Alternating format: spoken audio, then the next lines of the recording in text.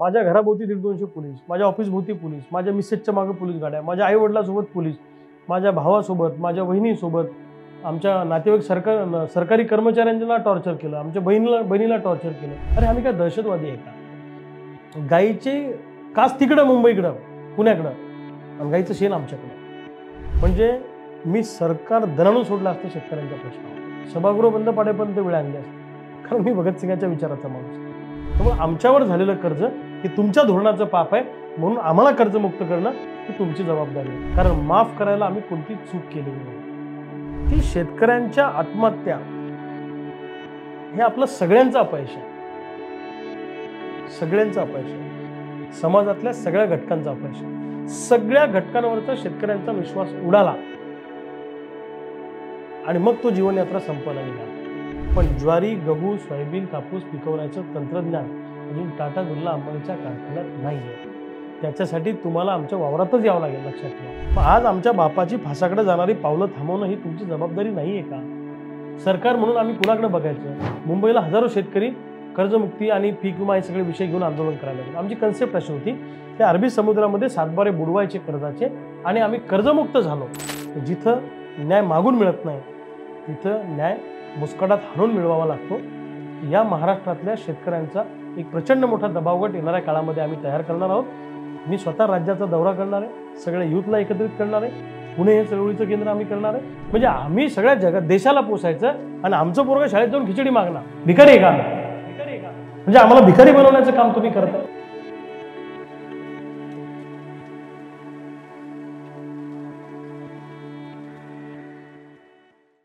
शेती, शेतकरी आणि कर्जमाफी. आज घडीला राज्यातील 1,31,00,000 शेतकऱ्यांपैकी 15,46,379 शेतकऱ्यांच्या डोक्यावर बँकांचं कर्ज थकलेलं आहे. या कर्जाची रक्कम पाहिली तर ती 30,495 कोटींच्या घरात आहे. ही सगळी आकडेवारी राज्यस्तरीय बँकर्स कमिटीकडील आकडेवारीतून समोर आलेली आहे. त्यात आता विधानसभा निवडणुकांआधी महायुतीनं शेतकऱ्यांचे सरसकट कर्ज माफ करू असं आश्वासन दिलं. यात शेतकऱ्यांचा सातबारा करूयात, कोरा कोरा कोरा असं देवेंद्र फडणवीस म्हणाले होते. त्यानंतर हा तर फक्त ट्रेलर आहे, पिक्चर अभी बाकी आहे असं उपमुख्यमंत्री एकनाथ शिंदे म्हणाले होते. पण सध्याचं अजित पवारांचं वक्तव्य पाहिलं तर त्यांनी थेट शेतकऱ्यांनी पीक कर्ज भरावं असं फरमान काढलंय, ज्यानंतर अनेक शेतकरी आक्रमक झालेत. यात कोणी अवयव विकायला काढलेत तर कोणी जिवंत समाधी घेण्याचा विचार करतोय. ही वेळ शेतकऱ्यांवरती का आली आहे? केवळ आंदोलन आंदोलन आंदोलन एवढंच या माझ्या महाराष्ट्रातल्या शेतकऱ्यांनी करत राहायचंय का? कृषी प्रधान देश म्हणतो ना आपण, मग याच कृषी प्रधान देशातल्या माझ्या बळीराजाची अशी परीक्षा का? याच सगळ्या संदर्भात विशेष भारीच्या पॉडकास्ट भारीच्या या पहिल्या पॉडकास्टमध्ये माझ्या शेतकऱ्यांचे, माझ्या बळीराजाचे प्रश्न आम्ही घेऊन आलोय. शेतकरी चळवळीचा आक्रमक तेवढाच आश्वासक चेहरा आणि क्रांतिकारी संघटनेचे संस्थापक अध्यक्ष रविकांत तुपकर यांच्याकडे. रविकांत तुपकरजी, तुमचं खूप खूप स्वागत विशेष भारीच्या या पहिल्या पॉडकास्टमध्ये. थँक्यू. नुकतीच अजित पवारांनी घोषणा केली, 28 मार्चचा तो दिवस होता. 31 मार्च पर्यंत सगळ्या शेतकऱ्यांनी त्यांचं पीक कर्ज भरायचंय. विधानसभा झाली. विधानसभेच्या आधी महायुतीनं मोठमोठ्या घोषणा केलेल्या होत्या, आश्वासने दिलेली होती. त्यांच्या वचननाम्यामध्ये म्हटलं गेलंय की आम्ही शेतकऱ्यांचा सातबारा कोरा करू, त्यांच्यावरचा कर्जाचा बोजा उतरवू. पण आता मात्र तसं होताना दिसत नाहीये. हा युटर्न घेतलेला आहे तो शेतकरी नेते म्हणून आणि शेतकऱ्यांचं प्रतिनिधित्व तुम्ही करताय म्हणून तुम्हाला मान्य आहे का? नाही, मुळामध्ये शेतकरी कर्जमाफी किंवा कर्जमुक्ती का मागतोय हे समजून घेतलं पाहिजे. शहरी लोकांना किंवा अनेक राजकारण्यांना असं वाटतं की हे काय बाबा दर पंचवार्षिकला दरवर्षी कर्जमाफी म्हणतात, आम्हाला हे द्या, आम्हाला ते द्या. आमचं मुळात म्हणणं असं की आम्हाला कर्जमाफी नको, आम्हाला मुक्ती पाहिजे. कारण माफ करायला आम्ही कोणती चूक केलेली नाही. मुळामध्ये कर्जमुक्ती आणि कर्जमाफीच्या मी पुढे जाऊन असं सांगेन की आम्हाला लूट वापसी पाहिजे आहे. तुम्ही जे काही स्वातंत्र्याच्या 75 वर्षामध्ये सगळ्या सरकारांनी आम्हाला लुटलंय, आमच्या शेतीमालावर दरोडा घातलाय, आम्हाला उत्पादन खर्चावर आधारित भाव मिळू दिला नाही, बंधनं घातलीत, आयात निर्यातीच्या धोरणात बदल करून आमच्या शेतीमालाचे भाव पाडले आणि विशिष्ट मतदारांचे लाड केले स्वस्त देण्याच्या नावाखाली. त्यामुळे हे आमच्यावर कर्ज झालंय. आमच्यावर झालेलं कर्ज हे अनैतिक स्वरूपाचं आहे. या कर्जाला पूर्णपणे सरकारचं धोरण कारणीभूत आहे, म्हणून आम्ही कर्जमुक्ती मागतोय. कर्जमुक्ती मागतोय म्हणजे असंच काहीतरी भीक मागितल्यासारखी आम्ही मागत नाही. तो आमचा अधिकार आहे, तो आमचा हक्क आहे. उदाहरणार्थ 1972 साली 1 तोळा सोनं आणि 1 क्विंटल कापूस बरोबरीत होता. आमचा बाप जर 1 क्विंटल कापूस मार्केटमध्ये घेऊन गेला विकायला तर आमच्या मायेसाठी 1 तोळा सोनं घरी आणत होता. आज सोन्याचा भाव काय आहे? आज सोन्याचा भाव मला माहित पण नाही, कारण माझा सोन्याचा संबंधच नाही. 94,000. आता तुम्ही सांगताय म्हणून मला माहित आहे, म्हणजे कळलं. 94,000 जर प्रति तोळा सोनं असेल आणि कापसाचा भाव जर 6,500 रुपये असेल, तर सोनं ज्या पटीत वाढलं त्या बरोबरीत आज कापसाचा भाव पाहिजे होता. मग आमच्या शेतीमालाचे भाव का पडले? सरकार कुठल्याही सत्तेवर आलं की पहिलं काम करायचं की शेतकऱ्याला मारायचं, शेतकऱ्याच्या मालाचे भाव पाडायचे. हे सरकारनं, सगळ्या सरकारांनी कायम केलं आणि त्याच्यामुळं आमच्यावरचा कर्जाचा डोंगर वाढत गेला. आमच्यावर कर्ज झालं म्हणजे आम्ही काय अमेरिकेत प्लॉट घेतला का? आम्ही काय जपानला प्लॉट घेतला का? आम्ही काय नेपाळला शेती घेतली का? नाही. सगळ्या शेतकऱ्यांना मी तुम्हाला सांगतो, प्युअर शेती करणारा एकही शेतकरी तुम्हाला असं सापडणार नाही की जो कर्जबाजारी नाहीये. हां, 2 नंबरवाले जे आपलं संध्याकाळच्या फेरफटक्यासाठी शेती घेतात, तर त्यांचं ते असं स्टोरी बिरी बनवतात की बा आमची फायद्यात शेती आहे वगैरे.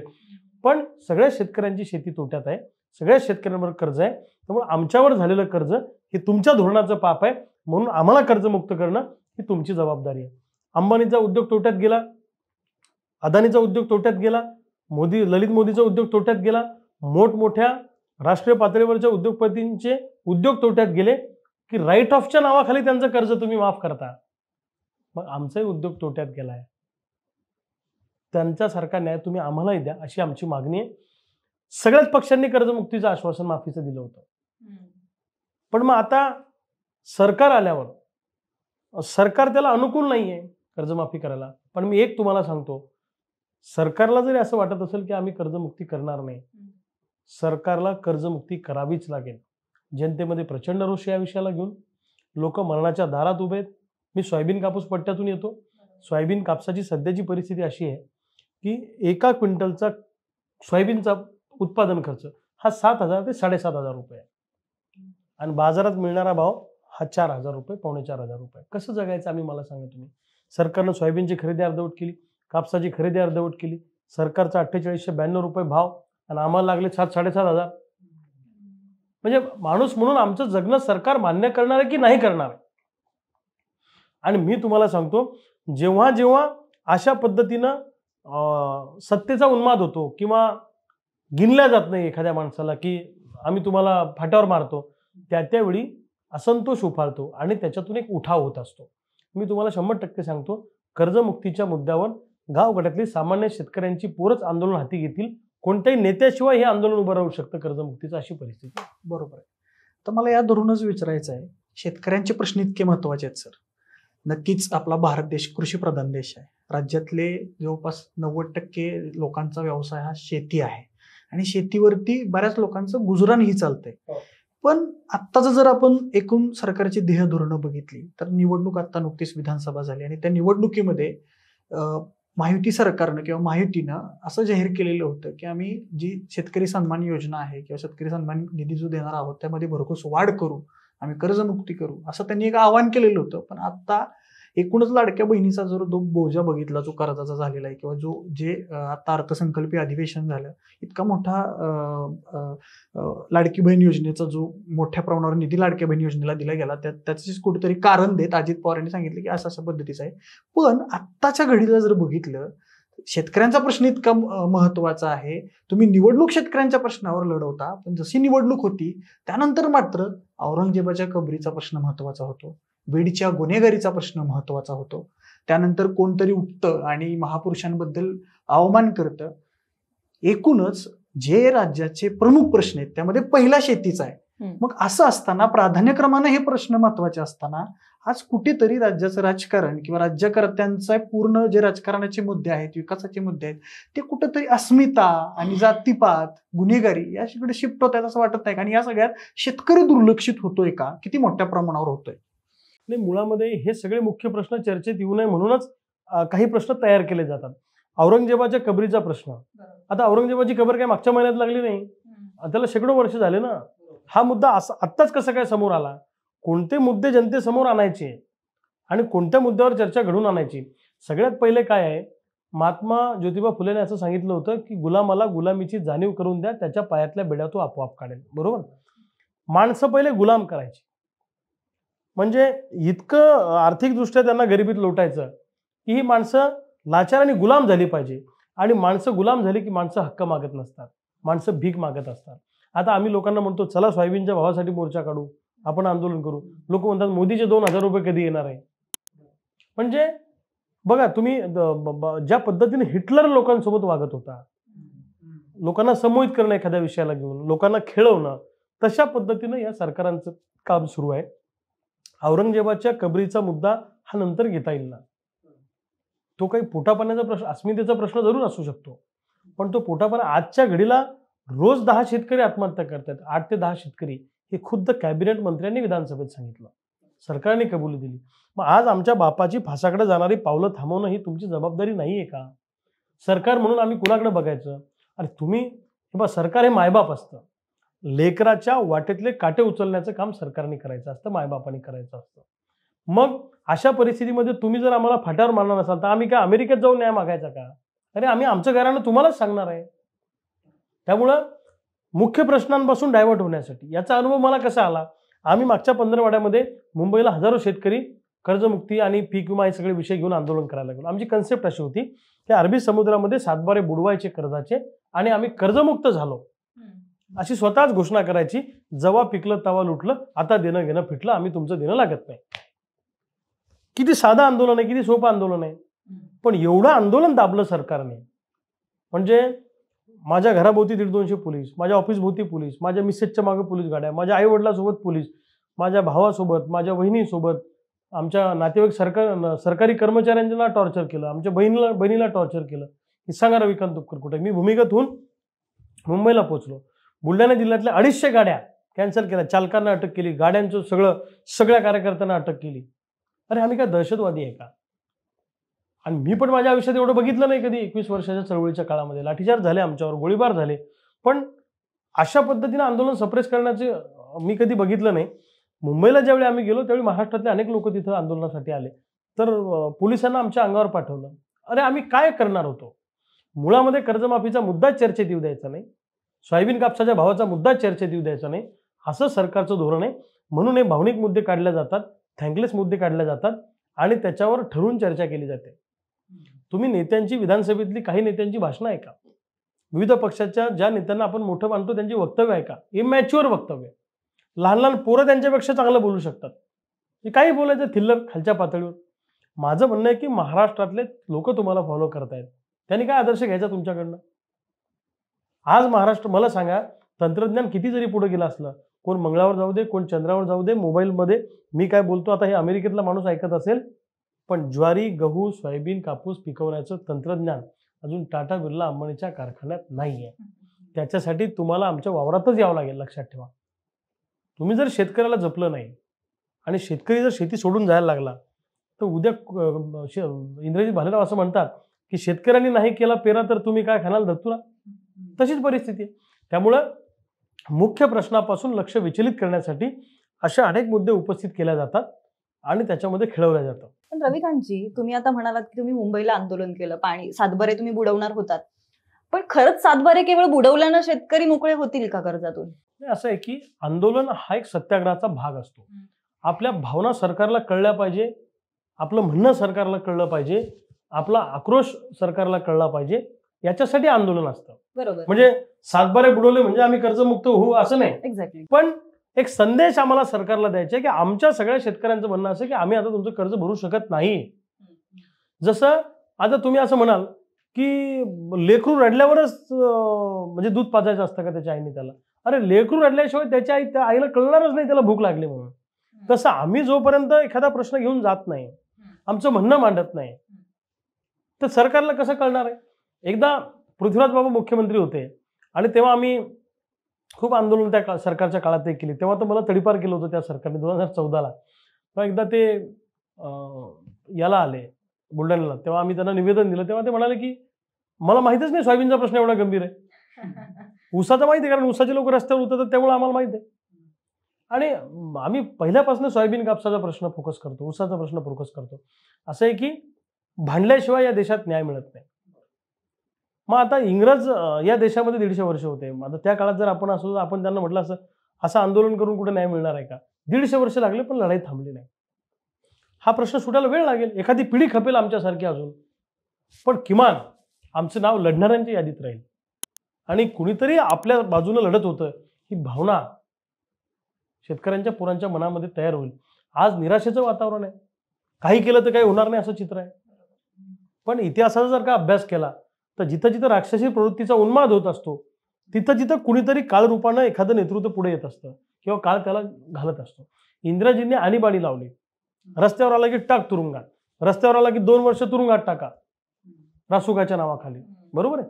तर त्या काळामध्ये एवढा उन्माद झाला सत्तेचा की लोकनायक जयप्रकाश नारायण नावाच्या माणसाला बिहारच्या विद्यार्थी आंदोलनामध्ये विद्यार्थ्यांनी बोलवलं, फीवाढीच्या आंदोलनात दुष्काळ पडला त्यावेळेला, आणि तिथून जो प्रवास त्यांचा सुरू झाला, देशभर आंदोलन पेटवलं, अनेक लोक शाळा कॉलेज सोडून त्या आंदोलनात सहभागी झाले आणि तिथून आंदोलनाची ठिणगी पेटली या देशामध्ये आणि सत्ता परिवर्तन झालं, इंदिराजींचा पराभव झाला आणि देशात मोरारजी देसाई पंतप्रधान झाले, जनता पार्टीचं सरकार आलं. हा इतिहास आहे. आंदोलनातून सत्ता परिवर्तन होतं. अण्णा हजारेंचं दिल्लीतलं आंदोलन, अरविंद केजरीवाल 3दा मुख्यमंत्री झाले. म्हणजे सत्याग्रह करणं, चळवळी करणं हे टिकलं पाहिजे आणि चळवळीतल्या आणि सत्याग्रह करणाऱ्या, आंदोलन करणाऱ्या लोकांना समाजाने टिकवलं पाहिजे. अशा पद्धतीनं सरकार जेव्हा त्यांना दाबण्याचा प्रयत्न करतं, आता माझ्या जिल्हाध्यक्षाला बुलढाण्याच्या 7 जिल्ह्यातून तडीपार केलं आणि गुन्हे किती? 5, त्यातले 4 तर आंदोलनाचे, ते खाजगी गुन्हा आहे. का तर रविकांत तुपकर माझ्या विरोधात लोकसभेची निवडणूक लढला आणि त्यांनी माझ्या नाकात दम आणला म्हणून मी त्याच्या जिल्हाध्यक्षाला तडीपार करतो. एवढ्याला थांबणार आहे का आम्ही? असे खूप संकट झेलले आम्ही. त्यामुळं आम्ही डगमगणार नाही, आम्ही घाबरणार नाही. शेतकऱ्याच्या तमाम पोरांना मी सांगेल महाराष्ट्रातल्या, रस्त्यावर येऊ, आंदोलन करू, न्याय मिळू, पण डिप्रेस होऊ नका, निराश होऊ नका आणि या सरकारांच्या उरावर बसून आपण सगळे मिळून घेऊ. काळजी करण्याचं कारण. बरोबर आहे सर, पण तुम्ही म्हणता की चळवळी झाल्या पाहिजेत. अनेक चळवळी झाल्या, अनेक आंदोलनं झाली, ती यशस्वी झाली. पण एक गोष्ट सर अशी आहे की शेतकऱ्याचं जे आंदोलन आहे त्याच्यावर कायमचा तोडगा कधीच निघाला नाही. म्हणजे बघा, पंचवार्षिक आली की शेतकऱ्याचा प्रश्न येतो, जाहीरनाम्यात येतो, विरोधक सत्ताधारी होतात, सत्ताधारी विरोधक होतात. तेच त्यांचं जरी आलटून पालटून असला विषय तरी विरोधक कधी कधी सत्तेत जातात, सत्ताधारी कधी विरोधक होतात. दोघांकडूनही शेतकऱ्यांचे प्रश्न मांडले जातात.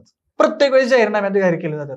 प्रत्येक वेळेस शेतकऱ्याच्या नेत्यांना शेतीसाठी लढावं लागतं. प्रत्येक पंचवार्षिकला शेतकऱ्याचे प्रश्न वारंवार काय येतात आणि फलित सुद्धा निघत नाही त्याचा. कित्येकांचं तर असं आहे की हे तुम्ही म्हणता त्यात काही गोष्टीमध्ये तथ्य आहे, पण चळवळीमुळे, आंदोलनामुळे 100% फायदा होत नसेल, पण काही अंशी फायदा होतोच ना लोकांचा.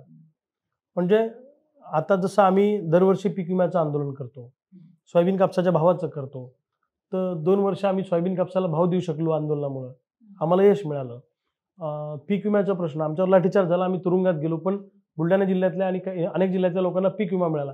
आता जो पीक विमा मिळणार आहे तो किती पाठपुरावा केला आम्ही त्याचा, सातत्यानं मी त्याचा पाठपुरावा करतोय, आंदोलन करतोय, भेटीगाठी घेतोय, सरकार दरबारी प्रश्न मांडतोय. आता आम्ही मुंबईला गेलो, आम्हाला पोलिसांनी आमच्यावर धावून आले, सौम्य लाठीचार्ज केला, आम्हाला तुरुंगात टाकलं. याचा व्हिजिबली परिणाम सरकारवर होत नाही, पण सरकारवर इनडायरेक्ट प्रेशर तयार होतं. लक्षात घ्या तुम्ही. हा काही आंदोलनाचा परिणाम हा असा तुम्हाला तराजूत दिसणार नाही, हा प्रेशर ग्रुप आहे. जनभावना काय आहे?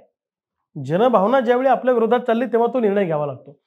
सोयाबीन कापसाचा प्रश्न कोणीच बोलत नव्हतं, माहिती तुम्हाला, आम्हीच बोलायचो 20 वर्षापासून. आता बुलढाणा जिल्ह्यामध्ये मी लोकसभेची निवडणूक लढलो तर मला 2.5 लाख मतं मिळाले आणि मी काही थोड्याफार फरकाने पराभूत झालो, अपक्ष निवडणूक लढलो.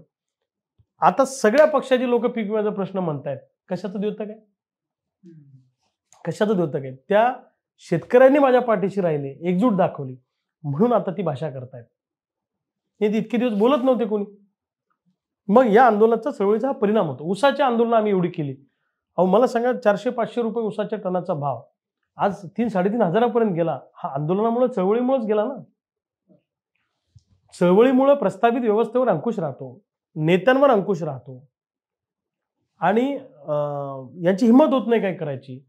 अनेक संस्थांना आर्थिक शिस्त लागते. ज्या ज्या भागात चळवळीचा दबाव गट आहे, आमच्या भागातले अधिकारी, कोणता शेतकरी गेला तो शेतकरी एवढाच म्हणतो, मग लावू का रविकांत तुपकरांना? नको लावू, मी काम करून देतो. मग हा काय फक्त रविकांत तुपकरचा प्रभाव नाहीये, हा माझ्यासोबत असलेल्या शेतकऱ्यांच्या दबाव गटाचा परिणाम. रविकांतजी, आजपर्यंत कित्येक आंदोलनं झाली शेतकऱ्यांच्या बाजूने, शेतकऱ्यांनी कित्येक आंदोलनं केली. यामध्ये मुलगा, मग त्याचा बाप, मग त्याचा आजा, तिन्ही पिढ्या एकत्र बघितलेल्या आहेत आपण एका आंदोलनामध्ये. पण शेतकऱ्यांनी काय आंदोलनच करत राहायचं का? मूळ प्रश्न कधी संपणारच नाहीये. एक्झॅक्टली, तुमचं म्हणणं बरोबर आहे, तुमच्या मताशी मी सहमत आहे की आमचं काही कायमस्वरूपी सोल्युशन निघणार आहे की नाही निघणार, पण त्याला काही अंशी आम्ही पण जबाबदार आहोत, शेतकरी किंवा आमच्यासारख्या शेतकरी नेत्यांचं पण ते अपयश आहे, हे कबूल करायला मला लाज वाटत नाही की लोकांची एकजूट करण्यामध्ये आम्हाला 100% यश नाही मिळालं. आणि आमचा शेतकरी पण एकजूट होत नाही हो. म्हणजे त्याला पीक विमा पाहिजे तेव्हा तो म्हणतो मोर्चा काढा, जेव्हा कर्जमाफी पाहिजे तेव्हा म्हणतो मोर्चा काढा. निवडणुकीत तो हिंदू होतो, तो मुस्लिम होतो, त्याला जात दिसते, त्याला पोटजात दिसते. कर्मचाऱ्यांना जात पोटजात आहे का? बरोबर कसं ते सगळे एकत्र येतात की नाही? तसं शेतकऱ्यांना मी आपल्या माध्यमातून सांगतो, मी नेहमी सांगतो, आज पुन्हा एकदा सांगतो आपल्या माध्यमातून, की शेतकऱ्यांनो एकजूट व्हा, नाही तर आमच्यासारखे लढता लढता खपतील. आणि पॉलिटिकल वोट बँक उभी राहिली पाहिजे ना. राजकीय नेते कधी घाबरतात तुम्हाला माहित आहे का?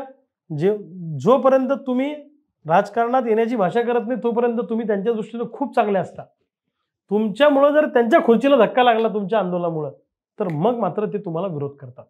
त्यामुळं शेतकऱ्यांची पॉलिटिकल वोट बँक उभी झाली की हे प्रश्न बरोबर हळूहळू मार्गाला लागतील. हे प्रश्न काही आत्ताचे नाही आहेत, महात्मा ज्योतिबा फुल्यांपासून आहेत. शरद जोशींनी पण अख्खं आयुष्य समर्पित केलं. अनेक नेते या शेतकरी चळवळीमध्ये ज्यांनी काम केलं, समर्पित भावनेनं काम केलं.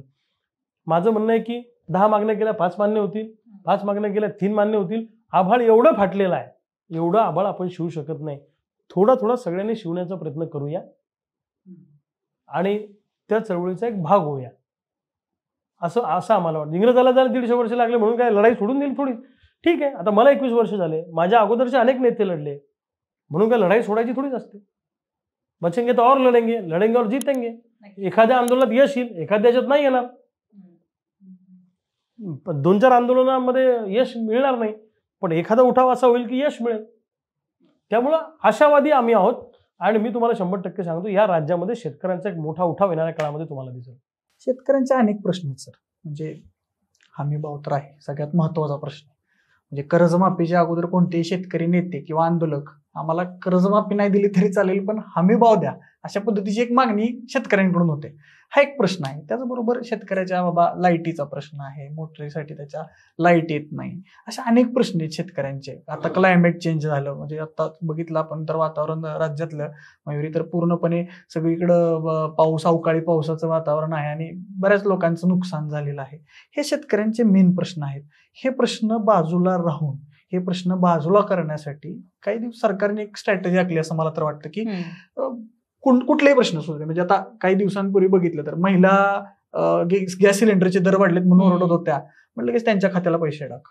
शेतकऱ्यांचे प्रश्न दाबण्यासाठी त्यांना PM किसान योजना, हे सोल्युशन आहे का की अकाउंटला पैसे टाकणे? आणि त्यालाच धरून म्हणजे माझा असा प्रश्न आहे, 2000 रुपये दिले म्हणजे शेतकऱ्यांचे मूळ प्रश्न संपले का? असं पण आहे. मुळामध्ये आमच्या भरोशावर देश आहे, शेतकऱ्यांच्या भरोशावर. टाटा बिर्ला अंबानीच्या आणि मोदी साहेबाच्या ताटातला अन्नाचा कण आणि कण हा आमच्या मायबाबाच्या घामाच्या थेंबातून आलेला, लक्षात घ्या. आम्हाला एका बाजूला तुम्ही अन्नदाता म्हणता, एका बाजूला बळीराजा म्हणता. आम्हाला दाता म्हणू नका. दाता म्हटलं की फुकट वाटा. आम्हाला दाता म्हणू नका, आम्ही व्यावसायिक आहोत. कारखानदारीला जे लागतं त्या शेतीला जर तुम्ही उद्योगाचा दर्जा दिलाय तर आम्हाला उद्योगाचा दर्जा देताना तुम्ही सुविधा द्या ना. शेती जसं कारखान्याला तुम्ही वीज देता, पाणी देता, त्याला मार्केट देता, वाहतुकीच देता, सगळं उपलब्ध करून देता की नाही तुम्ही, त्याला MIDC सारखी व्यवस्था करता. मग आमच्या शेतीला तुम्ही पूर्ण वेळ वीज, पूर्ण वेळ पाणी, नवं तंत्रज्ञान आमच्याकडे येऊ द्या, आम्हाला मार्केट उपलब्ध करून द्या. आम्ही आयुष्यात तुम्हाला योजना मागणार नाही. गुलाम करायची माणसं, पुन्हा एकदा तेच सांगतो मी तुम्हाला. आता मला सांगा, आम्ही गहू पिकवतो, सोयाबीन पिकवतो, कापूस पिकवतो आणि आमचं पोरगं शाळेत जाऊन मास्तरला काय म्हणतं, ए मास्तर खिचडी, वाटी घेऊन जातं आमचं पोरगं. म्हणजे आम्ही पोत्यानं पिकवायचं आणि वाटीनं जमा करायचं. कलेक्टरचं पोरगं जातं का वाटी घेऊन? सेक्रेटरीचं पोरगं जातं का वाटी घेऊन? पुणे मुंबईतल्या लोकांची पोरं वाटी घेऊन जातात का शाळेमध्ये खिचडी मागायला? नाही. म्हणजे आम्ही सगळ्या जगात देशाला पोसायचं आणि आमचं पोरगं शाळेत जाऊन खिचडी मागणार. भिकारी आहे का आम्ही? म्हणजे आम्हाला भिकारी बनवण्याचं काम तुम्ही करताय. गुलामीच्या दिशेने घेऊन चाललेले. म्हशी कोणाला घेऊन द्यायच्या आम्हाला, बकऱ्या कोणाला घेऊन द्यायच्या आम्हाला, डुकरं कोणाला घेऊन द्यायच्या आम्हाला. मग हा धंदा जर एवढा फायद्याचा आहे तर कलेक्टरच्या बायको रिकामी असते दिवसभर घरी. तिला म्हणा हे 10 म्हशी घेऊन जाय रस्त्याचे सुलप वळ, काय फरक पडतो? त्यांच्या घरातले कोणी असेल त्याला दूध काढायला लावा म्हशीचं, गाईचं. हे तोट्याचे धंदे आमच्या मस्तकी मारायचे. म्हणजे गाईची कास तिकडं मुंबईकडं, पुण्याकडं, आणि गाईचं शेण आमच्याकडं. म्हशीची कास तिकडं आणि शेण आमच्याकडं. हा जो फरक आहे मुळामध्ये ही इंडिया भारताची लढाई आहे. लक्षात घ्या तुम्ही, आर्थिक विषमतावादाची लढाई आहे. म्हणजे एक भाऊ गावाकडचा भारतात राहणारा तो सकाळी उठतो पण बायको शेण काढायला असते आणि नवरा धार काढायला असतो, आणि त्याचाच दुसरा भाऊ पुण्यात राहतो, बायको पुढे पळते नवरा मागे पळतो, ते वजन कमी करायला फिरत असतात. इथं काय चॉईस आहेत, आज कोणता फ्लेवर खायचा, आईस्क्रीमचा, पिझ्झा खायचा, बर्गर खायचं, काय खायचं, तिकडं काय खायचं असा प्रश्न आहे. एका देशातल्या दोन अवस्था आहेत. तिकडे शाळेचा ड्रेस आपण घेऊन देऊ शकत नाही, आपल्या पोराला मागितलेली शाळेची वस्तू घेऊन देऊ शकत नाही म्हणून बाप आत्महत्या करतो, त्याच दोराला पोरगा आत्महत्या करतो. ही अवस्था आहे. याच्याकडे कोणी माणूस म्हणून बघणार आहे की नाही बघणार आहे. आणि म्हणून आमचं असं म्हणणं आहे की गुलामीच्या दिशेनं वाटचाल आमची करण्याचा कार्यक्रम सुरू आहे. रोज मरे त्याला कोण रडे. आता पत्रकारांसाठी तुमच्यासारख्या पण रोज आत्महत्येची बातमी येतात, काय तर रोजच येते ही बातमी. म्हणजे वेल एज्युकेटेड शेतकरी आमच्या जिल्ह्यातला कैलास नागरी आहे, ज्यांनी 14 गावाला पाणी मिळत नाही म्हणून स्वतःची जीवनयात्रा संपवली. सरकारच्या नावानं चिठ्ठी लिहिली 4-5 पानाची. दत्ता लांडगे वाशिम जिल्ह्यातल्या जळूकर रेल्वेचा शेतकरी सरकारच्या नावानं चिठ्ठी लिहून जीवनयात्रा संपवली. अरे मग हे का जात आहेत हे लोक, याचा विचार कोणी करणार आहे की नाही. एवढं आमचं मरण स्वस्त आहे का. कशासाठी आम्ही हे सगळं पिकवतो, कशासाठी करतोय सगळं. माझं म्हणणं आहे की सरकारने 5 वर्ष प्रायोरिटीने शेतकऱ्यांकडेच लक्ष दिलं पाहिजे. हे 5 वर्ष आमच्या नावाने करा, काय फरक पडतो. एखादा शक्तीपीठ महामार्ग उशिरा होईल. पहा तुम्ही, लाडक्या बहिणीसाठी कुठे मोर्चा निघाला नव्हता, पण ते दिलं लाडक्या बहिणीला. दिल्याचं दुःख नाही आम्हाला, आमच्याच बहिणीला येतं, ते काय अडचण नाही. पीक विम्यासाठी आता पीक विमा मिळावा म्हणून मोर्चा काढतो, पण योजना आणा म्हणून कुठे मोर्चा निघाला नाही. महिलांना एसटी फुकट करा म्हणून मोर्चा निघाला होता का. म्हणजे दिल्याचं दुःख नाही आम्हाला, पण त्याच्या बरोबरीनं एका बाजूला म्हणजे बहिणीला द्यायचं आणि भावाच्या खिशावर दरोडा घालायचा, असं चालणार. सरकार नावाची यंत्रणा काय करते. आमच्या भागातला एक शेतकरी खामगावला सोयाबीन विकायला गेला, 50,000चं सोयाबीन विकलं आणि बस स्टँडवर त्याचा खिसा मारला. वयस्कर शेतकरी होता, मरडत बसला शेतकरी, खिशात काहीच नाही. मग भाड्याची सोय नाही, जेवायची सोय नाही. मग गर्दी जमा झाली, काय झालं कसं झालं काय झालं. मग कुणीकडे गेला, चोरीकडे पळाला, इकडे पळाला. एवढ्या गर्दीत एक सज्जन माणूस पुढे आला आणि त्याला म्हणला की काका काय झालं. ते म्हणलं असं झालं. ते मला काळजी करू नका, हे 500 रुपये घ्या, जेवण करा, भाड्याला पैसे घ्या, माझा मोबाईल नंबर घ्या, काय असलं तर मला कळवा. तो आमचा म्हातारा शेतकरी खुश झाला. म्हणजे थोडंसं त्याला बरं वाटलं की देवानंच माणूस पाठवला. जेवण केलं, गावाकडे गेला. म्हातारीला म्हणजे बायकोला सांगितलं की 50,000चा खिसा मारला, आपली सगळी मेहनत वाया गेली, पण देवानं साक्षात माणूस पाठवला म्हणून मी घरापर्यंत येऊ शकलो एवढ्या किलोमीटरवरून. आणि त्या माणसाला आपल्या घरी जेवायला बोलवायचं आहे 8 दिवसांनी. मी नंबर घेतला. म्हातारी म्हणली ती जाऊ द्या, पैसे गेले तर तुम्ही सुखरूप घरी आले महत्वाचं आहे. 4 दिवसांनी त्या शेतकऱ्याला कळलं की ज्यांनी भाड्याला 500 रुपये दिले होते त्यांनीच 50,000ने खिसा आणलाय. तशी ही सरकारची आमची अवस्था आहे. म्हणजे सोयाबीनमध्ये आमच्यावर दरोडा घालायचा, कापसात दरोडा घालायचा, ऊसात दरोडा घालायचा, आणि मग आम्हाला हे PM किसानचे घे 2,000, मोदीची नावानं घे 2,000, याचे घे 500 रुपये. अरे आम्ही भिकारी नाही आहोत, आम्ही देशाचे मालक आहोत, लक्षात ठेवा. आणि सगळंच जर तुम्हाला अंबानी अदानीच्या नावानं करून द्यायचं आहे तर पुन्हा एकदा स्वातंत्र्याची लढाई लढायला लावू नका आम्हाला. अजूनच सांगताय म्हातारं माझं बरं होतं बेटा ते इंग्रजी राज, असं म्हणायची वेळ आमच्यावर आणू नका. आज महाराष्ट्रातले मॅक्झिमम अधिकारी सत्ताधाऱ्यांचे बटीक आहेत, ते म्हणतील तसं करणार. विरोधात गेला का टाका जेलमध्ये, घाला याच्यावर बलात्काराची केस, घाला याच्यावर पोस्कोची केस. मी अनेक वेळा आंदोलनात तुरुंगात जातो. पोस्कोच्या केसमध्ये मॅक्झिमम खोट्या केसेस राजकीय दृष्ट्या झालेल्या आहेत. सत्तेचा गैरवापर करणं. पोलिसांचं तर अगदी तुम्हाला सांगतो, जसं सरकारमधले लोक म्हणणार तसंच ते ऐकणार. अरे मग इथं स्वातंत्र्य आहे का. कोणती लोकशाही आपण घेऊन चाललोय. म्हणून आमचं स्पष्ट म्हणणं आहे की या देशातल्या महाराष्ट्रातल्या शेतकऱ्यांकडे माणूस म्हणून बघा. हत्ती मेला तर 25 कोटी त्याची किंमत ठरवतात, आमची 1 लाख. आमच्यावर कर्ज 10 लाख आम्हाला देणार तुम्ही, 1 लाख. ते 3 वर्ष काढता येत नाही. अरे काय करायचं. आमचं स्पष्ट म्हणणं आहे, तुम्हाला भाव देता येत नसेल, सोयाबीन कापसाला प्रति क्विंटल 3,000 रुपये भाव फरक द्या, डिफरन्स द्या ना आम्हाला त्याच्यातला. पीक विमा कंपन्यांनी प्रचंड स्कॅम केलेला आहे. त्याचं ऑडिट जर केलं तर देशातला सगळ्यात मोठा स्कॅम पीक विमाचा निघू शकतो. हजारो कोटी जमा करायचे, शेकडो कोटी वाटायचे. यात सगळ्यांचं चांग भलं होतं सरकारमधल्या लोकांचं. आज जंगली जनावरांचा प्रश्न आमच्यासाठी खूप महत्वाचा आहे. शेतीला मजबूत कंपाऊंड करून पाहिजे आम्हाला, कारण जंगली जनावरं आमच्या शेतातून धुडगूस घालतात, आमचं 50% पीक उद्ध्वस्त करतात, आम्हाला काही मिळत नाही. शेतीला कंपाऊंड आवश्यक आहे, शेतीला पाणी आवश्यक आहे, नवं तंत्रज्ञान आवश्यक आहे. उदाहरणार्थ जेनेटिकली मॉडिफाईड सोयाबीनचं उत्पादन ब्राझील आणि अमेरिकेमध्ये प्रति एकर 44 ते 34 क्विंटल आहे. अमेरिकेत सोयाबीनचं हा, आणि इथे प्रति एकर सोयाबीनचं उत्पादन 4 क्विंटल 5 क्विंटल. मग जेनेटिकली मॉडिफाईड सोयाबीन लावायला परवानगी द्या ना आम्हाला. मग ते म्हणतात जमिनीचा ऱ्हास होईल, मग ते पर्यावरणाचं असेल, मग लोकांचं कसं होईल, आरोग्याची खेळ होईल, आणि GM सोयाबीनचं तेल आमच्या उरावर आणून खाऊ घालता आम्हाला. ते कसं चालतं मग? हा विरोधाभास नाही का? जेनेटिकली मॉडिफाईड सोयाबीनचं तेल तुम्ही आम्हाला आणून खाऊ घालता आणि जेनेटिकली मॉडिफाईड सोयाबीन आम्हाला लावू देत नाही. एका बाजूला म्हणतं सगळं खुलं करायचंय. एक काळ असा होता की हा देश तेलाच्या बाबतीत स्वयंपूर्ण होता. आज 1.25 लाख कोटीचं तेल आयात करतो दरवर्षी आपण. मग का तुम्ही तेलबिया उत्पादकांना भाव देत नाही, त्यांना प्रोत्साहन देत नाही लावायला? अरे आम्ही सक्षम आहे. शेतकरी या देशामध्ये एवढं उत्पादन करू की सगळ्या देशातल्या लोकांना तेलाने आंघोळ घालू, पण तुम्ही आम्हाला भाव देत नाही तर आम्ही कशा तेलबिया लावणार? नाही, मी कंप्लीट करतो, मला कन्क्लूड करू द्या. पाणी पण आम्हाला पाहिजे ना, सिंचनाची व्यवस्था पाहिजे आणि मार्केट पण पाहिजे.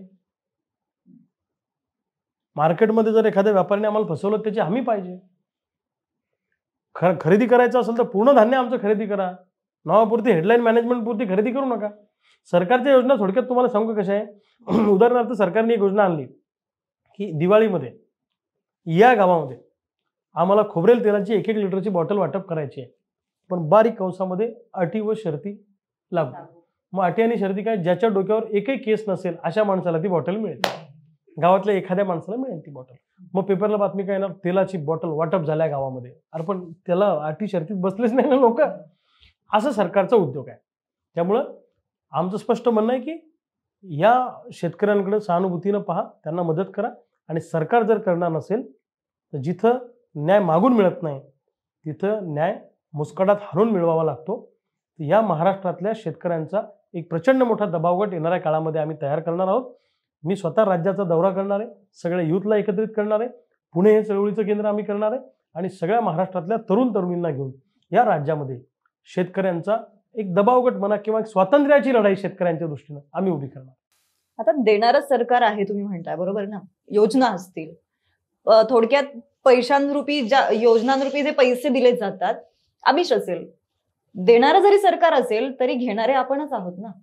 आपण जर घेतलंच नाही तर ते पुढे जाणार कसं? याबद्दल तुमचं काय म्हणणं आहे? असं आहे मॅडम की बघा, एकतर लोकांच्या शेतमालाला भाव नाही, लोकांचं जगणं मुश्किल झालेलं आहे. त्यांनी आम्हाला दिलं म्हणजे ते काय घर काय विहिरी खोदून देतात का आम्हाला ते? अरे आमचेच टॅक्सचे पैसे आहेत ना ते. जर समजा तुम्हाला आता 4 दिवस उपाशी ठेवला, तुम्हाला अन्न दिलं नाही, काही एका रूम मध्ये ठेवलं, आणि मग एक एक केळ तिथं दिसलं तुम्हाला, अरे तुम्ही जगण्याच्या अस्तित्वासाठी ते एक एक केळ उचलणार ना, असं काय करता तुम्ही? ही जगण्याच्या अस्तित्वाची लढाई आहे. पण मग भरकटत नाही का? माझं म्हणणं काय की सरकार म्हणजे काय अशी परकीय यंत्रणा नाही. सरकार म्हणजे आम्ही निवडलेलं आहे ते आमच्या सोयीसाठी. सरकार म्हणजे काय अशी काही अमेरिकेतली वेगळी यंत्रणा आहे ती आपल्याला मदत करते, उपकार करते असं नाही. लोकांनी लोकांच्या सोयीसाठी तयार केलेलं शासन आहे. मग सामान्य माणसाचं जगणं सुखकर करणे ही सरकारची जबाबदारी आहे. मग शेतकरी जर विशिष्ट समूहातले माणसं एकाच वेळी जर आत्महत्या करत असतील, एखाद्या शाळेतल्या मुलांना अचानक उलट्या झाल्या, सगळ्याच मुलांना उलट्या झाल्या, तर पहिला शोध काय लागतो? यांना काय खाऊ घातलं होतं? दोष कशात आहे? सिस्टीम मध्ये. शाळा म्हणजे काहीतरी गडबड झाली. मग एका विशिष्ट समूहातलेच माणसं आत्महत्या करत असतील तर दोष सिस्टीम मध्ये आहे, लोकांमध्ये नाही आहे. आत्महत्या करायला पण मॅडम काळीज लागतं, ते सोपं नाही आहे.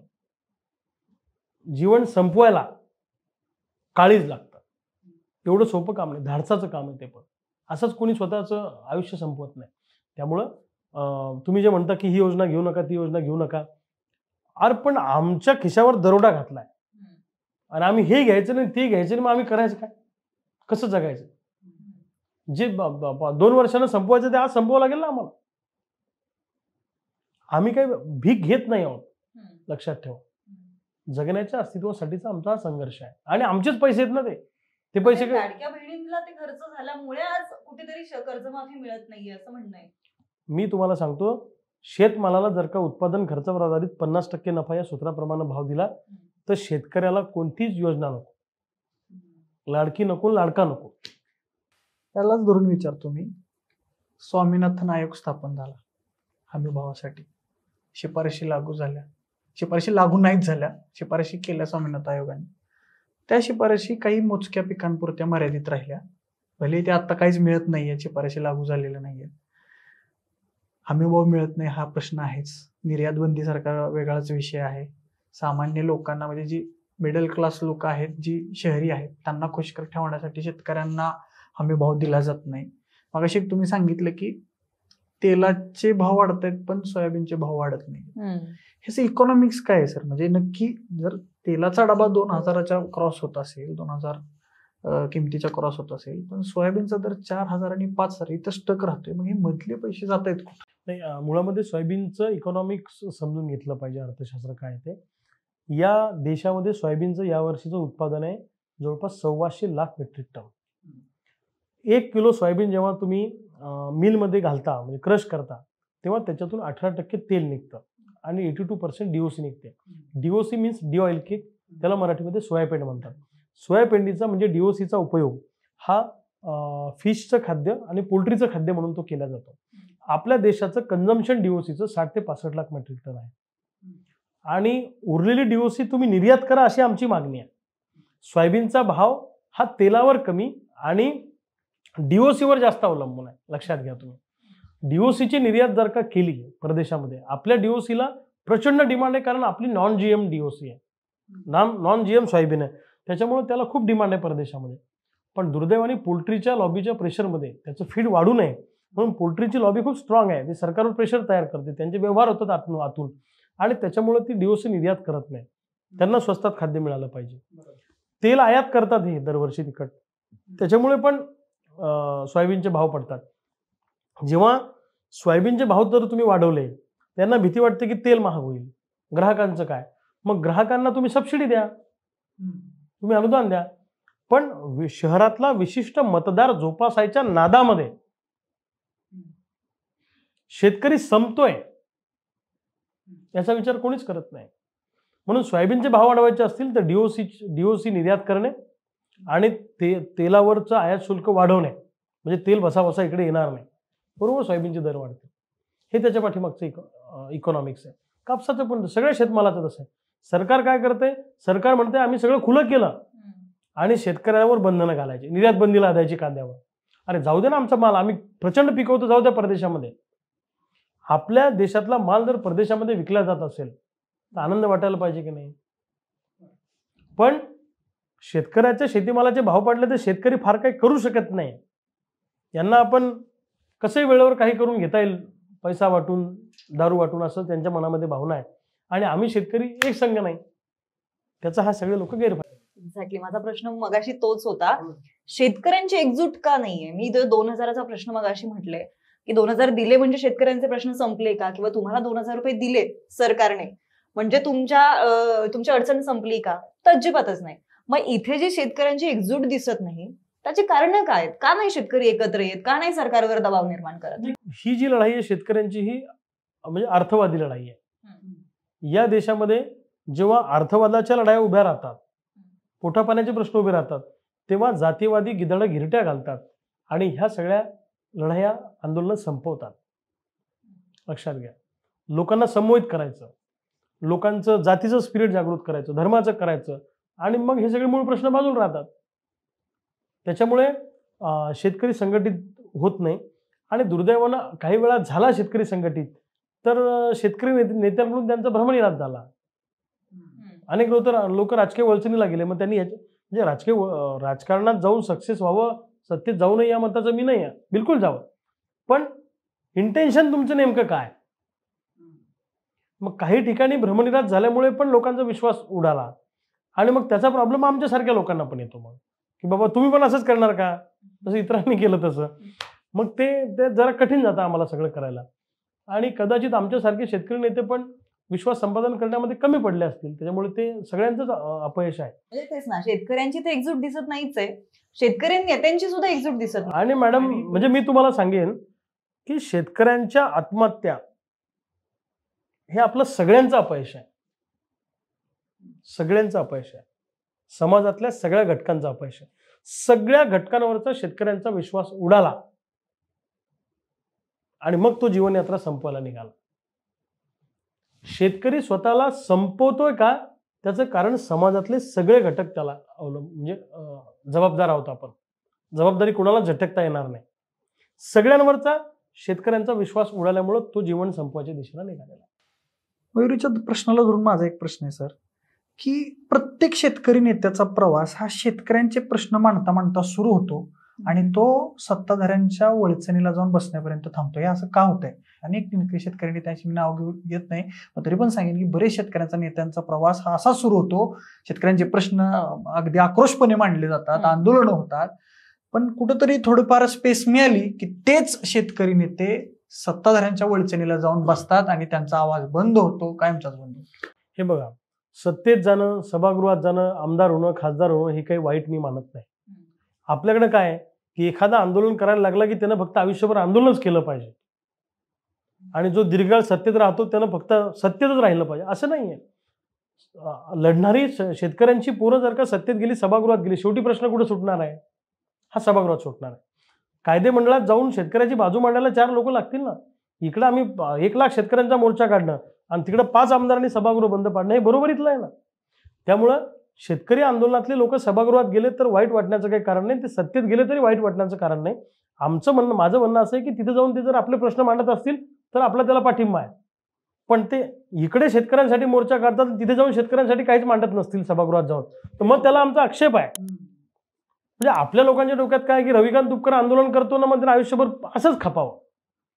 म्हणजे आम्ही पण त्याला साथ देणार नाही, आम्ही पण त्याच्याबरोबर उभे राहणार नाही आणि त्यालाही कुठे जाऊ नये अशी भूमिका नको. तर मला असं वाटतं की सभागृहात लोक गेले पाहिजे. असे सगळेच नेते असं करतात असं नाही. ND पाटील साहेब आहे, शरद पवार साहेबांचे दाजी आहेत, आयुष्यभर सत्तेत राहू शकले असते? राहिले का? त्यांना पदं मिळाली, पण जेव्हा पक्षाची भूमिका जी असेल, ज्या विचारधारेची, त्याच्याबरोबर ते आयुष्यभर राहिले. नरसई आडाम साहेब असतील, वामनराव चटप असतील, आमचे चंद्रपूरचे शेतकरी संघटनेवर 15 वर्ष आमदार राहिले, आता थोडे 17-18 हजारांनी पडले, पण ते मांडत राहतात किमान प्रश्न त्या ठिकाणी. त्यामुळं असं कुणाला एका आरोपीच्या पिंजऱ्यात, आणि काही लोक आज सत्तेमध्ये असतील किंवा एखाद्या पदावर असतील, पण त्या काळात चळवळीमध्ये त्यांनी कॉन्ट्रीब्युशन दिलेलं आहे ना, ते कसं नाकारता येईल तुम्हाला?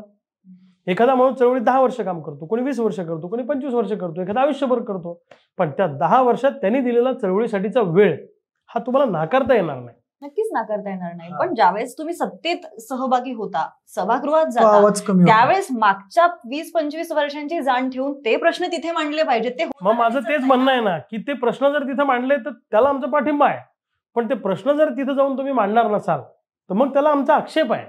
ते का होताना दिसत नाही असं म्हणणं नाही. आता प्रत्येकाची बघा, प्रत्येकाची स्टाईल वेगळी वेळ असते. तिथं सत्तेत गेलं ना एकदा, सत्ता सुंदरीच्या प्रेमात माणूस एकदा पडला की ते फार कठीण असतं.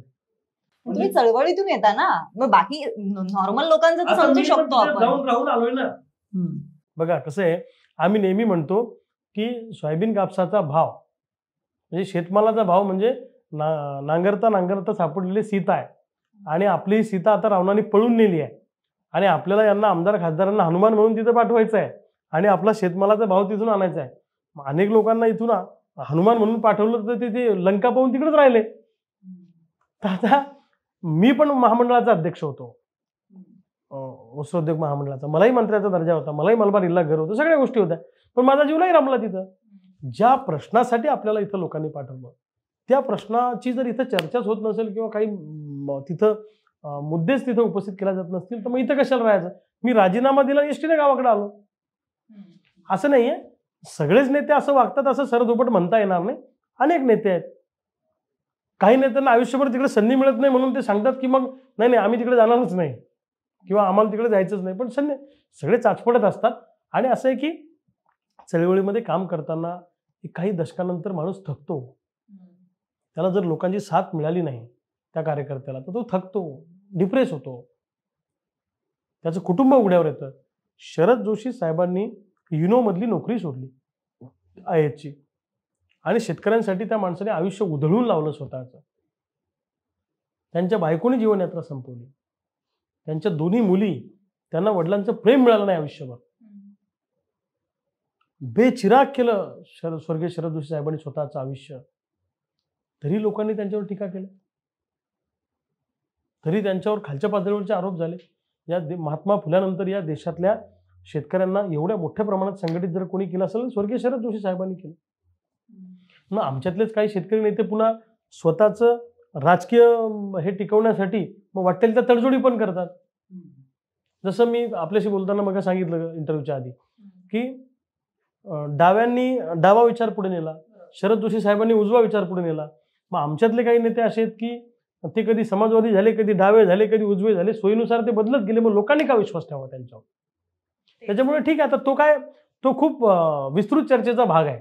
बरोबर आहे सर. पण आता एक गोष्ट जाणवतीये, एक सामान्य निरीक्षण जर बघितलं आपण तर शेतकऱ्यांची जी मुलं आहेत ना, त्यांना शेतकरी वाटत नाही. आणि स्वतः शेतकरी सुद्धा असं सांगतोय की तू बाबा शिक, मोठा हो. म्हणजे शेतकऱ्यांच्या मुलांना हे का सांगावं लागते? म्हणजे आता बऱ्याच मी ऑब्झर्व करतोय की बऱ्याच शेतकऱ्यांचं असं म्हणणं की तू इंजिनियर हो, तू डॉक्टर हो, तू IAS हो, पण तू शेतकरी होऊ नको, शेतकरी होऊ नको. इतकी वाईट येण्यापर्यंत आपण वेळ आल्यावर ठेपलोय की शेतकऱ्यांची संख्याच कमी होईल काही दिवसांनी. लँड डिव्हिजन ते कारण आहेच, आपण मान्य करूच, पण तरी सुद्धा जो आता हे एक तर मुद्दा आहेच की शेतकऱ्यांच्या मुलांना शेतकरी होऊ वाटत नाही, शेतकऱ्यांची मुलांची लग्न सुद्धा होत नाही. असे बरेच सोशिओ ऍस्पेक्ट्स आहेत की जे आता खूप तीव्र झालेत. म्हणजे शेतकऱ्यांच्या मुलांना शेतकरी न होऊ वाटणं, ह्याच्याकडे कसं बघताय तुम्ही? शेतकऱ्याच्या मुलांनी शेतकरीच झालं पाहिजे असं काही कंपल्शन आहे का? आणि त्यांनी का व्हावं शेतकरी? का व्हावं?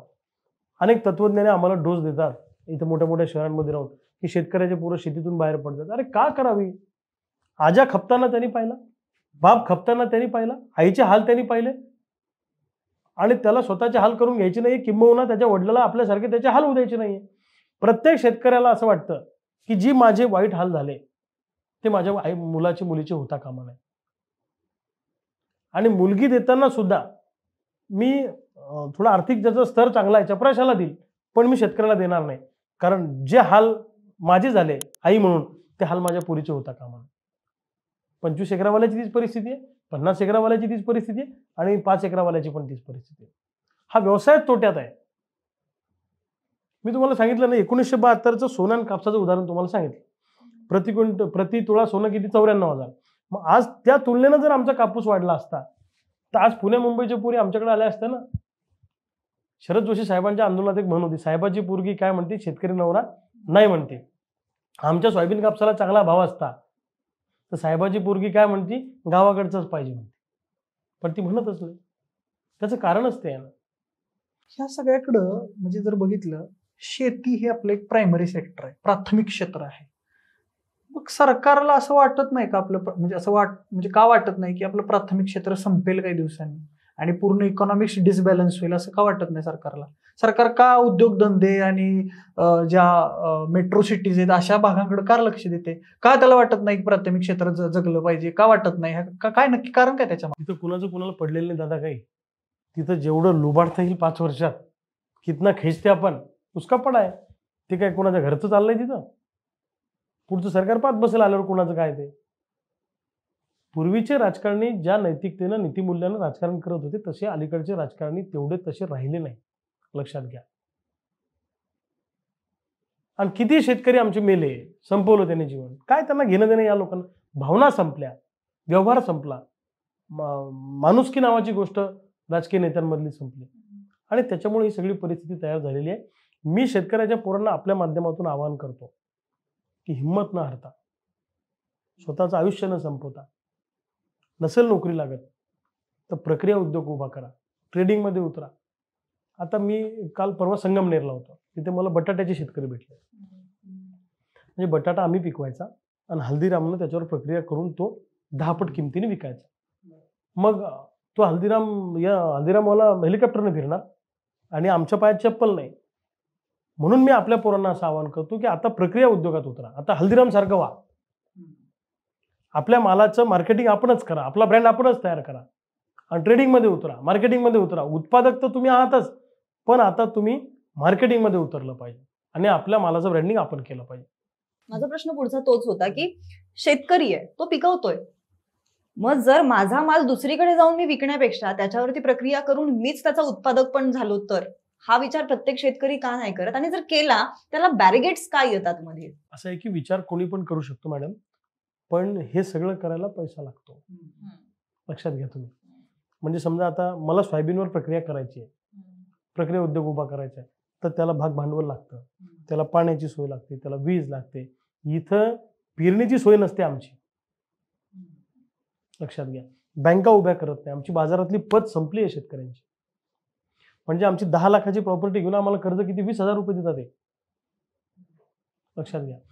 तर हे सगळं करायला सरकारने एक प्रोत्साहन दिलं पाहिजे लोकांना, की तुम्ही प्रक्रिया उद्योग उभा करा आणि तुम्ही 0 व्याजाने कर्ज न्या का कमी व्याजाने कर्ज न्या. त्या असं करणाऱ्या पोरांना प्रायोरिटी दिली पाहिजे. दुर्दैवाने हे देत नाही. म्हणजे मला एक खूप छान उदाहरण सुचतंय. आपण गाड्यावरती खायला जातो स्नॅक्स म्हणून, पोटॅटो ट्विस्टर खातो आपण. एक बटाटा असतो, तो एक बटाटा त्याचे ते ट्विस्ट करून तो फ्राय केला जातो आणि ते 50-60 रुपयाला तो विकला जातो.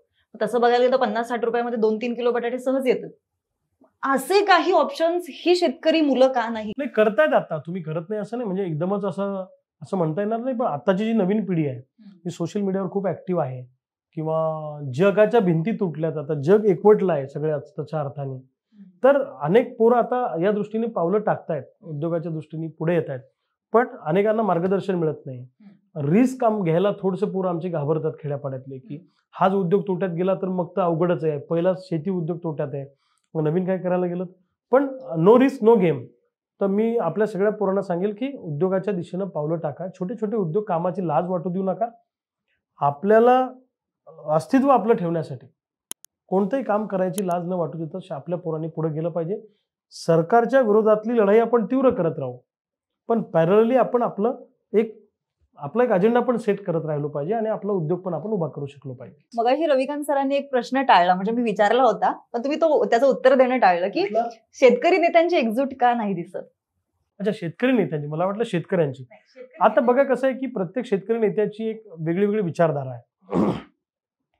डाव्या विचारसरणीचे शेतकरी नेते ती डावी विचारसरणी घेऊन पुढे जातात. शरद जोशी साहेबांच्या पटलीत तयार झालेले नेते उजवी विचारसरणी घेऊन पुढे जात आहेत. ही विचारधारेची पण लढाई आहे, लक्षात घ्या. म्हणजे डाव्या बाजूचे लोक भाव मागतायत. शरद जोशी म्हणायचे की भाव नको, भीक नको, घामाचं दाम पाहिजे, सगळं मुक्त करा, फ्री करा. अशा त्या वेगळ्या वेगळ्या विचारधारांचे लोक शेतकरी नेते आहेत. वेगळ्या वेगळ्या विचारधारांनी काम करतात. प्रत्येकाच्या काम करताना मर्यादा असतात, कोणाच्या त्याच्या पद्धतीने ते करत असतात. शेतकरी नेत्यांची एकजूट व्हायला पाहिजे का, तर ती कॉमन मिनिमम प्रोग्रामवर व्हायला पाहिजे या मताचा मी आहे. पण ज्याच्या हाती तुम्ही नेतृत्व देणार आहे त्यांनी जर सगळ्यांना विकून टाकलं तर मग कार्यक्रमच गेला. ती भीती अनेकांच्या मनामध्ये असते आमच्या नवीन पिढीच्या. त्याच्यामुळे कदाचित ती एकजूट होत नसेल, पण ती एकजूट करण्यासाठी येणाऱ्या काळामध्ये आम्ही एक प्रयत्न करणार आहे. शेवटाकडे येऊयात आपण. मला वाटतंय काय आव्हान करायचंय आता? आपण हा जो संपूर्ण पॉडकास्ट आहे तो एका मुद्द्याला धरून घेतला होता, तो म्हणजे कर्जमाफी. त्याच्या आधी म्हणजे मगाशी आपला प्रश्न असा होता की जर अनेक नेते असेल, शेतकरी नेते की जे सभागृहात जातात आणि सत्तेला चिटकले की तिकडेच राहतात, जर उद्या रविकांत तुपकर यांना सत्तेमधून काही ऑफर आली, रविकांत तुपकर तिकडे जाणार का? आणि गेल्यानंतर शेतकऱ्यांचे कुठले मेजॉरिटीने प्रश्न असतील ते तिथे म्हणणार, प्रायोरिटीने? जर ऑफर आली तर असं कसं काय म्हणता तुम्ही? जर आली तर मला 21 वर्ष झाले ना चळवळीत, मला ऑफर आली नसेल का? इन फ्युचर, भविष्यात. हे बघा, नक्कीच नाही असं आहे की माझा पिंड मुळामध्ये चळवळीचा आहे. माझा पिंड हा प्रस्थापितांवर अंकुश ठेवण्याचा आहे, भांडण्याचा आहे, लढण्याचा आहे, विद्रोहाचा आहे, अन्यायाच्या विरुद्ध बंड करण्याचा आहे. हा माझा पिंड आहे. म्हणजे मला आता 21 वर्ष झाले. मी जर मिळालेला लाल दिवा सोडून, कृषी राज्यमंत्री पदाची ऑफर सोडून, जर लाल दिवा सोडून राजीनामा देऊन जर एसटीने गावाकडे येऊ शकतो तर मी किती सर्किट माणूस आहे याचा अंदाज तुम्हाला आला असेल. त्यामुळं ते आता पुढे काय होईल काय नाही, राजकारणात जर तर काही नसतं, मी तुम्हाला सांगतो. आता तुम्ही म्हणा हा जर फॅन खाली पडला तर मग पुढे काय, आता ते कोणी पाहायला पडेल का नाही पडेल. मी एक तुम्हाला सांगतो, मी कुठेही असेल, म्हणजे महाराष्ट्राच्या कानाकोपऱ्यात शेतकरी हा माझा श्वास आहे. चळवळ ही माझा आत्मा आहे. म्हणजे मी माझ्या बायकोसोबत लग्न केलं, माझं लव्ह मॅरेज आणि इंटरकास्ट आहे. तर मी तिला सांगितलं की माझं पहिलं लग्न चळवळीशी झालेलं आहे आणि दुसरं तुझ्याशी आहे. हे तुला मान्य असेल तर पुढे जाऊ. तर तिने ते मान्य केलं. चळवळ हा म्हणजे शेतकरी आमचा श्वास आहे. आमचं कापलं जरी तर आमच्या त्याच्यातून आम्ही जे बोलतो तेच पडेल बाहेर. सोयाबीन कापूसच बाहेर पडेल. त्याच्यामुळे असं काही म्हणण्याचं कारण नाही ना. आणि अनेक नेत्यांनी आयुष्य समर्पित केलं. गणपतराव देशमुख 11 वेळा आमदार झाले. मग ते सत्तेला चिटकून बसले का? प्रश्न मांडत राहिले, एक आदर्शवाद निर्माण केला.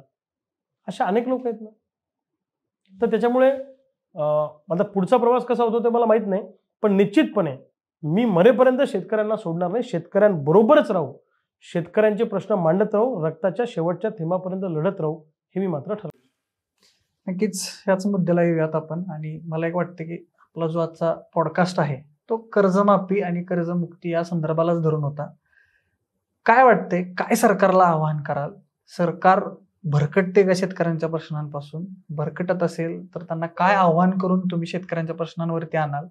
शेतकऱ्यांच्या पोरांना आणि शेतकऱ्यांना सुद्धा काय आवाहन कराल थोडक्यात? मुळामध्ये यांचा एक प्रश्न जो होता तर त्याच्यातही सांगतो की आता मी लोकसभेला हरलो. मी कदाचित जर खासदार अपक्ष झालो असतो, मी थोड्या मतांनी पडलो, तर मी दिल्लीत काय केलं असतं हे माझ्या भागातल्या लोकांना तुम्ही विचारून घ्या. म्हणजे मी सरकार दणाणून सोडलं असतं शेतकऱ्यांच्या प्रश्नावर. सभागृह बंद पाडेपर्यंत वेळ आणली असती. कारण मी भगतसिंगाच्या विचाराचा माणूस आहे. त्यामुळे तिथं सभागृहात गेलो आणि तशी संधी मला पुढे आली सभागृहात जाण्याची, तर निश्चितपणे मी इतरांपेक्षा वेगळा असेल एवढं तुम्हाला मी निश्चित सांगतो. तुम्ही मला इथं का बोललं? कारण मी इतरांपेक्षा वेगळा आहे. आणि राजकारणात भ्रष्ट लोकांची संख्या खूप आहे आणि त्यांच्यासारखंच आम्ही वागलो तर आमच्यात त्यांच्यात काय फरक आहे मग? म्हणून आम्ही प्रामाणिकपणे, मी नॉन करप्ट आहे, मी बाकी भानगडीत नाही, कशात नाही, फक्त इश्यू ओरिएंटेड काम करत राहणे. आणि तुम्ही जे विचारलं सरकार भरकटतंय का? सरकार भरकटत नाही. सरकारने झोपेचं सोंग घेतलंय. सरकारला कळत नाही हे काय चाललंय काय नाही. लोक जीवन संपवत आहेत शेतकरी, किंवा हे सगळी वाईट परिस्थिती चालली, हे लोकांना सरकारला कळत नाही. पण सरकारने सोंग घेतलाय. शेतकऱ्यांना गृहीत धरलं जात आहे. शेतकऱ्यांना फाट्यावर मारल्या जात आहे. तर ही सगळी परिस्थिती आहे. पण मी निश्चितपणे तुम्हाला सांगेल, तुम्हाला आठवत असेल एकदा पुणतांब्याला संप झाला होता आणि या महाराष्ट्रामध्ये मोठा उठाव शेतकऱ्यांचा झाला होता. तेव्हा सरकारला कर्जमाफी करावी लागली होती. एकदा राजू शेट्टी, सदाभाऊ आम्ही सगळे एकत्रित असताना आम्ही पुण्या मुंबईचं दूध बंद केलं होतं. तेव्हा दुधाला भाव म्हणजे 5 का 7 रुपये प्रति लिटर आम्ही वाढून घेतले होते. तर हे जर सरकारने शेतकऱ्यांना गृहीत धरलं किंवा शेतकऱ्यांना काय म्हणता येईल त्याला की नाही आम्हाला तुमची दखल घ्यायची असं सरकारने ठरवलं, तर शहरात येणारा सगळा शेतमाल बंद होऊ शकतो आणि लोक संपाचं हत्यार उपसू शकतात. सरकारला गुडघ्यावर यावं लागेल, लक्षात ठेवा. आणि तमाम महाराष्ट्रातल्या शेतकऱ्यांना मी विशेष भारी या चॅनलच्या माध्यमातून आवाहन करतो की एकजूट व्हा, आपल्या हक्कासाठी पुढे या, एकसंघ होऊया. आणि तमाम महाराष्ट्रातल्या शेतकऱ्याच्या पोरांनी भगतसिंगाचा अवतार घेऊन आता स्वातंत्र्याची लढाई, आपल्या बापाच्या हक्काची लढाई लढली पाहिजे, आपल्या आईचं कुंकू वाचवायची लढाई लढली पाहिजे आणि त्याच्यामध्ये तुम्ही सहभागी झालं पाहिजे, असं माझं तमाम महाराष्ट्रातल्या शेतकरी पुत्रांना आवाहन आहे. नक्कीच मी काही नेत्यांची नावं घेईन. चालूच्या सिच्युएशनला त्यांच्याबद्दल काय वाटतंय? 1 लाईन 2 लाईन घेऊ शकता तुम्ही. चालूच्या सिच्युएशनला कंपल्सरी करू नका तुम्ही. अजिबातच कंपल्सरी नाही. तुमच्या मनात नाव ऐकल्यासारखे काय येईल, काय वाटतंय शेतकऱ्यांच्या प्रश्नांना धरून, कर्जमाफीला धरून, आत्ताच्या सिच्युएशनला धरून काय वाटतंय ते फक्त सांगा. राज्याचे मुख्यमंत्री देवेंद्र फडणवीस, जे काही देवेंद्र फडणवीस साहेबांनी जसं आश्वासन दिलं होतं कर्जमाफीचं, कोरा कोरा कोरा, तर एकदा त्यांनी कोरा केला पाहिजे अशी अपेक्षा आहे. आणि म्हणजे ते घुमजाव करतील असं वाटलं नव्हतं सगळ्यांनाच, पण ते आता दुर्दैवाने करतायत. पण शेतकऱ्यांच्या संयमाचं त्यांनी अंत पाहू नये असं मला वाटतं. ज्यांच्या हातात ही गोष्ट आहे ते राज्याचे उपमुख्यमंत्री आणि अर्थमंत्री अजितदादा पवार. अजितदादा जरी अर्थमंत्री असले तरी मुख्यमंत्र्यांच्याच हाती सूत्र असतात. मुख्यमंत्री आता कसं असतं की मुख्यमंत्री मंत्रिमंडळाचे प्रमुख आहे, त्यामुळं त्यांनी ठरवायचं की काय करायचं काय नाही. आणि अजितदादा अर्थमंत्री आहेत, म्हणजे कुठलीही फाईल इकडून मुख्यमंत्र्याकडेच जाते. तर मला असं वाटतं तिघांनी बसून ठरवलं पाहिजे की जे आश्वासन दिलं ते एकदा आपण शेतकऱ्यांचं पाळून टाकू. त्यांच्या डोक्यात असं असेल की थोडे काही दिवस गेल्यावर करावं, पण म्हणजे साप निघून गेल्यावर काठ्या मारण्यात अर्थ नाही. अनेक लोकांनी जीवन संपवल्यावर मग हे सगळं करण्यात काही अर्थ नाही. किमान आत्ता कर्जमुक्ती केली तर काही शेतकऱ्यांच्या म्हणजे जीवनयात्रा संपवण्यापासून ते लोक थांबू शकतात. याच प्रश्नाशी शेतकऱ्यांच्या निगडीत असणारे कधी काळचे माजी केंद्रीय कृषी मंत्री शरद पवार. शरद पवार साहेब खूप जाणते नेते आहेत, म्हणजे त्यांना शेती प्रश्नाचा खूप अभ्यास आहे, पण ते आता सत्तेत नसल्यामुळं काय बोलणार. पण मला असं वाटतं या वयातही ते फिरतायत, लढतायत, करतायत. तर शेतीचा प्रश्न एकदा जसं त्यांनी एकदा आमच्या विदर्भात दिंडी काढली होती कापसासाठी, तसं एकदा सगळ्या विरोधी पक्षाला एकत्र करून, विरोधी पक्ष पण बोलत नाहीये सध्या शेतकऱ्यांच्या प्रश्नावर प्रभावीपणे, तर पवार साहेबांनी सगळ्या विरोधी पक्षाला ऍक्टिव्ह केलं पाहिजे शेतकऱ्यांच्या प्रश्नावर बोलायला. ठीक आहे, याच नोटला आपण थांबूयात. म्हणजे तसं बघायला गेलं तर विशेष बारीचा हा पहिला पॉडकास्ट आहे आणि पहिलाच पॉडकास्ट अतिशय महत्त्वाच्या विषयावर आहे, तो म्हणजे शेतकऱ्यांची कर्जमाफी. राज्यामध्ये सध्या फार वेगळं वातावरण आहे.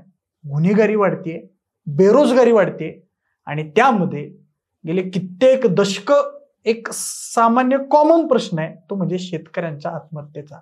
आणि तोच प्रश्नाला घेऊन आजचा हा पॉडकास्ट होता आणि आपल्यासोबत होते शेतकरी नेते रविकांत तुपकर सर. खऱ्या अर्थानं सर तुमचे खूप खूप आभार आणि असंच विशेष भारीवरती येत राहा आणि शेतकऱ्यांचे प्रश्न मांडत राहा. तुमचे मनापासून आभार की तुम्ही शेतकऱ्यांच्या कर्जमाफीचा प्रश्न घेऊन हे सगळं करताय आणि तुम्हाला ते करू वाटलं, त्याच्यामुळं विशेष भारी या चॅनलचे तुमच्या सगळ्या टीमचे मी मनापासून शेतकऱ्यांच्या वतीनं धन्यवाद व्यक्त करतो आणि तुम्हालाही मनापासून शुभेच्छा देतो. नक्कीच याच नोटला थांबूयात आणि तमाम शेतकरी बांधवांना मी आवाहन करेन की अजिबात घाबरू नका. काळ येणारा हा आपला आहे आणि तो आपलाच असणार आहे, याची तुम्ही नक्कीच विचार करा. तुम्हा सगळ्यांना शुभेच्छा. रविकांत सरांची मी रजा घेतो. आपण आपले खूप खूप आभार मानतो आपण आलात आणि थांबूयात आपण. हा पॉडकास्ट तुम्हाला जर आवडला असेल आणि अशा पद्धतीचे अजून कोणकोणते पॉडकास्ट तुम्हाला हवेत ते आम्हाला कमेंट करून नक्की सांगा. सोबतच आपल्या विशेष बारी या यूट्यूब चॅनलला सबस्क्राईब करायला विसरू नका. आणि हो, हा जर व्हिडिओ तुम्ही फेसबुकवर पाहत असाल तर तिथेही आपल्या विशेष बारी FB या फेसबुक पेजला फॉलो करायला विसरू नका. धन्यवाद. जय जवान, जय किसान.